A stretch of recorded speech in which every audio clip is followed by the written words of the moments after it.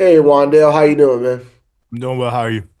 Good, good. I want to start with obviously we saw or I saw your tweet after the game, just kind of, you responded to what people said and just I'm curious, do you feel like the receivers kind of made a statement with obviously Darius out and Malik sideline from Thursday? I mean, I wouldn't necessarily say a statement. It was more so we just went out and did our jobs, and obviously we had heard the outside noise of everybody thinking that we weren't good enough, but went in with a little bit of a chip on our shoulder and just wanted to play well. And I guess going forward, obviously we'll see how Slay feels, but just for you guys, without Malik, do you guys feel like maybe not pressure, but more like, hey, this is a chance for us to kind of step up and show what we can do to kind of help this offense and help Jackson out? Oh yeah, no doubt. I mean, it's this is a next man up league, and obviously we were sad to see Malik sidelined for the year, and obviously wishing him for a speedy recovery. But yeah, I mean, we just got to come in and step up and continue to make plays each and every Sunday. And then last thing from me, we talked to Kayvon and he talked about how this team is starting to get an identity of smash mouth football. And I'm just curious, when you see Cam running through guys, Jackson running through guys, this pass rush creating pressure. Do you feel like this team is kind of creating that identity? Oh yeah, no doubt. I mean, I think whenever you turn on the tape and watch us play, you see just straight toughness and real hard work and just going out there and doing our jobs and doing everything that we can to come away with victories on Sundays. Thank you. Paul Schwartz. Hey, Wan'Dale, how are you? Doing good. How are you? Good, good. Just piggybacking off that a little bit. The best teams, you kind of know what to expect week to week. You know what I mean? They may not win every week. You know, nobody wins every week, but you kind of know what to expect. Do you know what to expect from the Giants week to week? And do you know now? I mean, at the end of it, I think for the most part, it would be going out there and playing competitive football. We just have to take care of the football and do the right things each and every snap, and the results will come from there. Do you know? Let's say just you make your living on offense. Teams know what they hang their hat on. Do you know Yeah. what you hang your hat on? Because from week to week, you have not, your offense has been different. You know, do Yeah. you know what you hang your hat on that I know this can happen every week? I mean, I definitely think up front we want to run the ball each and every game, and there may be teams that gear up to stop it a little bit more, but that's where it all starts. And I think our game plan will always kind of be the same of start with the running the football, and getting the ball out on the perimeter from there. What was your weekend like? I mean, you don't have weekends off during the season. You know, when you have a Thursday game or a bye week, you've had a bunch of those where you came off a loss, and the weekend's what the weekend is. Was Yeah. this weekend different? Did it feel different for you? I mean, it feels really good whenever you have a couple days, especially to celebrate a win. But obviously, coming in today, we're a little bit off that now and on to Denver. Okay, thanks, Wandale. Yep. Brian Dunleavy.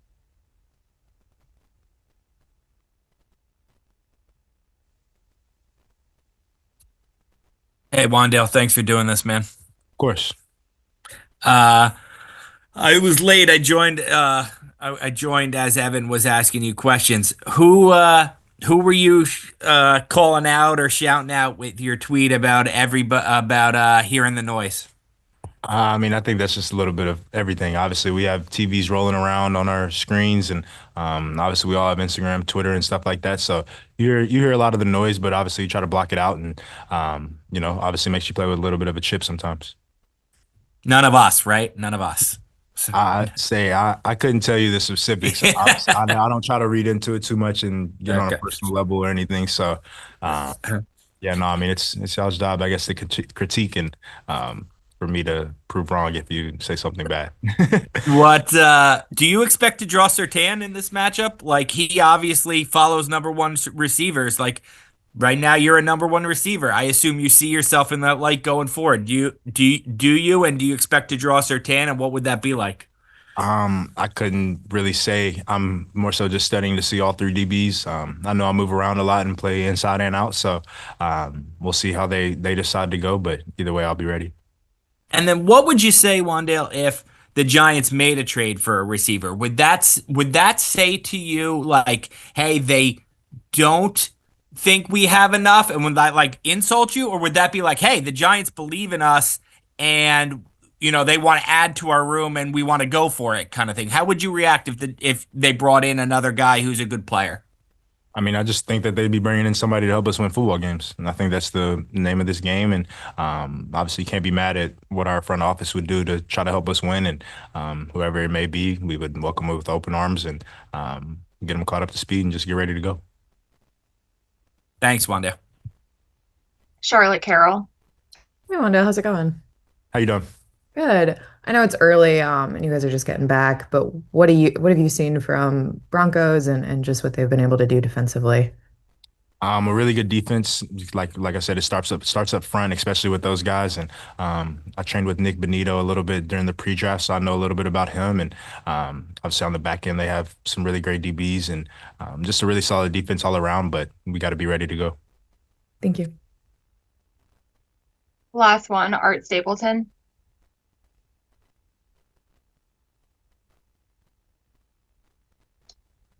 Art, did you have a question? I did. My computer is. You hear me now, Wanda? Yeah, you're good. All right. Sorry, man. Um, you never like when it says your connection is unstable, right? Yeah. Just in terms of, you talked a lot about a couple weeks ago getting to know Jaxson and building on chemistry and working with him.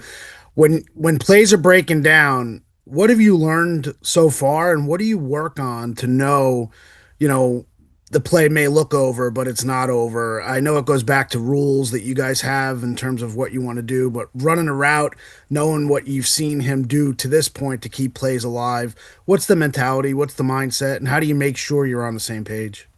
I mean, for sure, whenever he's rolling around back there, if the route's kind of already over that I've ran, it's just get open again and try to be available for the quarterback. And just at the end of the day, you got to get in his vision so that way he can see you. And I feel like we've done a pretty good job of that whenever he's kind of rolling around and just trying to figure out where he's at and just being on the same page with him. Does it really become like a playground situation that just be in his vision, that he's not really now looking for space, he's looking for you specifically? I mean, I think so. Sometimes it just kind of depends on the play, probably, but definitely, I think the more so that you get into his vision and you continue to make plays for him, I definitely think you got more opportunities there. Hey, Andrew, how you doing? Good, how are you? Good. Just curious, just what are your first impressions of this Broncos defense? Obviously, we saw what they did to the Jets this weekend. Yeah, obviously one of the most talented defenses in the league.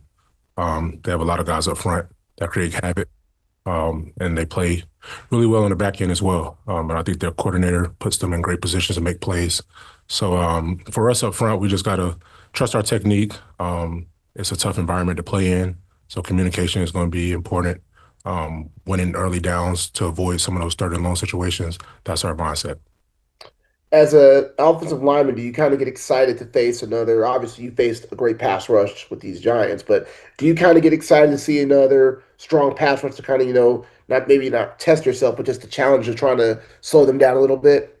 Of course, speaking for myself, I know I'm a true competitor and the rest of the guys in the room as well, and we want to play against the best. And right now, I think the Broncos have the most sacks, the most pressure, so they're, one of the most talented groups up front. So we're definitely excited for the challenge. Thank you. Yep. Patty Traina. Hey, Andrew, how are you? Where are you? Good, thank you. I have a couple for you. Just sticking with the Broncos defense for a moment. Unless something changes, I believe you're probably going to see Nick Bonito, who lines up often against the left tackle. I don't know how far you've gotten into studying his game, but what makes him so difficult of a defender to kind of, keep at bay? Yeah, I would say first his explosiveness. He does a really good job of getting off the ball.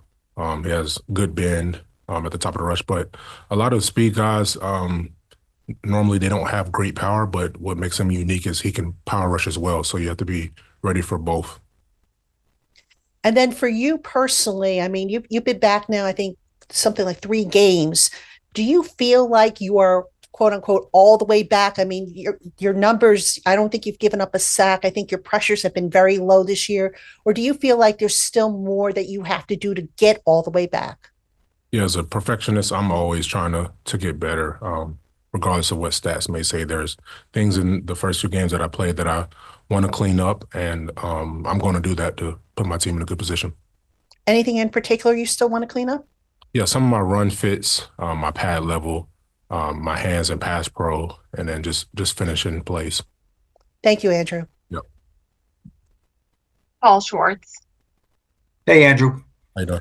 Hey, good. After missing the time that you did, coming off a serious injury, are you a little surprised or pleasantly surprised that you hit the ground running? You know, you played limited in the first game and every snap since, and that your production and performance has been so high? I wouldn't say I'm surprised. I followed the plan that the trainers and the staff had for me. I think it worked. I played a lot of ball, so I wasn't unsure of, how I would respond. I would say the thing I was most worried about was just being in shape. I think that's the hardest thing to get back, and I definitely felt that the first game, playing all the snaps versus the Chargers. But I think I, responded pretty well to that. And like I said, still things I'm trying to get better at. And do you know the best teams? And you've been around for a while. The best teams you kind of know week to week. This is what they are, right? They run the ball or they throw the ball or they whatever they are. The best teams, they don't always win, but you know what they are. Do you know what this Giants team is yet? I think we're still building our identity. Obviously, we have a young quarterback playing, and I think he's done a good job for us. But this is just the beginning part of the season. I think your identity by consistent play, what you do consistently, that's who you are. So we're just trying to focus on doing the things necessary to win consistently, especially up front. Is unpredictability difficult for a player? You have a rookie back there who can be unpredictable. Is that good, or is that, you kind of don't know where he is all the time, or is that you got to roll with it? I mean, he's a football player, and what we talk about up front is just block to the whistle. He can make a play at any time. Obviously, we don't always know where he is, but we're trying to strain through the echo of the whistle and allow him to make plays. Okay. Thank you, Andrew. Appreciate it. Ryan Dunleavy.